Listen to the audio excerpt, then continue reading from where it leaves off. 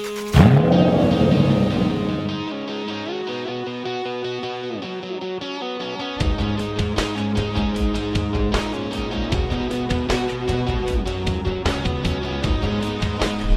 there and welcome to our first drive impression of the relatively new Hyundai i30N. I say relatively new because the i30N has actually been around for, well, a good couple of months, but it's only just been released in South Africa. Now, what is the i30N, you may ask, if you have been living under a Volkswagen-shaped rock? Well, it is a challenger to the GTI. It is a hot hatch, and it is the first bespoke Hyundai N division model to come from that sector of the company. It runs a 2-litre 16-valve direct injection turbocharged engine, makes 202 kilowatts, 353 newton meters of torque, and it's powering the front wheels through a 6-speed gearbox and an electronic limited slip differential, which is actually really good. It doesn't have that twitchy nature that you're going to get from a mechanical limited slip differential, similar to what you'd find in something like a Renault Megane, Renault Sport Cup. It's a little more mechanical in its execution than Volkswagen's XDS system, which works on brake biasing, and it really allows you to point and squirt this vehicle like, never before. I'll tell you what, if you turn into a corner and you see the apex, as soon as you see the apex, you can climb on the power again, and it's just going to pull the nose into that apex and straight out the other end. It's rather entertaining to hear the passengers let out a little yelp when you do that. And the people responsible for this are actually, believe it or not, ex-BMW M division people. So, they've had their hand at tinkering with it.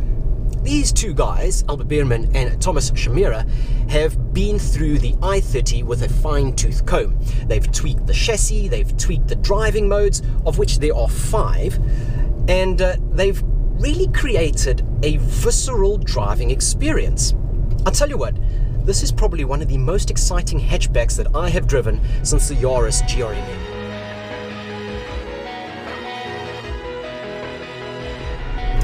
It is a rather pricey machine, but for that price you are going to get a lot of equipment. So let's get down to the ones and zeros. Ones and zeros, it is 680,000 Rand, and I know what you're saying, who in their right mind is going to pay that for a hatchback Hyundai, a Korean Hyundai? And you'll be rather surprised to find out that once you spec a Golf GTI to the same sort of level, infotainment, heated steering wheel, heated seats, comfort access control, dual zone climate control, drive select modes, you will find that it comes in at roughly the same price. You're going to be spending close to 700,000 Rand on a Golf GTI if you spec it to a similar level.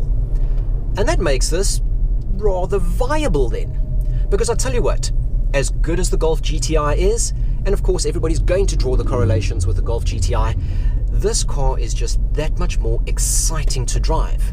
It really is a wonderful experience. We got the opportunity to sample it on what they call the N-Ring, a undisclosed location out in the Western Cape, where we took it around essentially a racetrack. And I tell you what, the vehicle was so forgiving.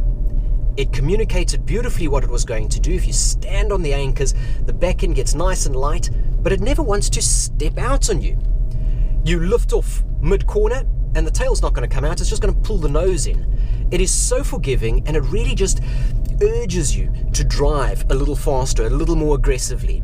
It is a driver's vehicle, and it's fantastic that we're seeing these type of vehicles make their way into the market. Admittedly, it all comes at a price. You got to think of this as the Toyota Supra. Those that know about cars will be buying one of these.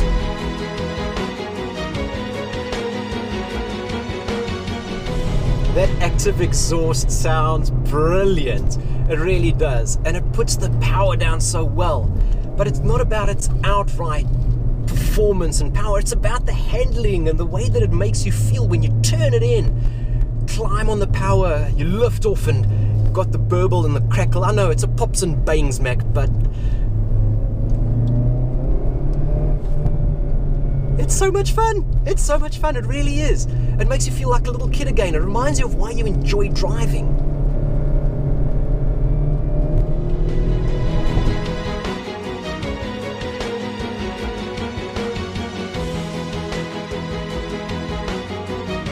I really do like this car, and I think it's got a fantastic equipment level. We've got an 8-inch touchscreen infotainment system. As I said, there's drive modes here, very BMW-like, where we've got an eco, a normal, a sport, and then 2 different N modes. And this reminds me of the M5, where you've got 2 different buttons that you can push on here. And it's got an adaptive chassis, and this adaptive chassis and the difference between the N mode, the most sporty mode you can select, and the normal mode or the comfort mode is day and night. It really is. It goes from nearly filling jarring to one of the most comfortable, opulent rides that you're going to get in a performance hatchback. It's no S-Class Mercedes-Benz, but it does ride very comfortably. All the controls are wonderful. Yeah, there's a few criticisms around the quality of some of the plastics. It's still very much an i30 inside here. But I think that once you start it up and you give it a bit of a drive, it's even got an active exhaust, so and once you hear that engine, you'll really be surprised, and you'll sit there and you'll know exactly where every single cent has gone. I really love this car, and if you are in the market for a hot hatchback, I'm going to implore you to please go and test drive one.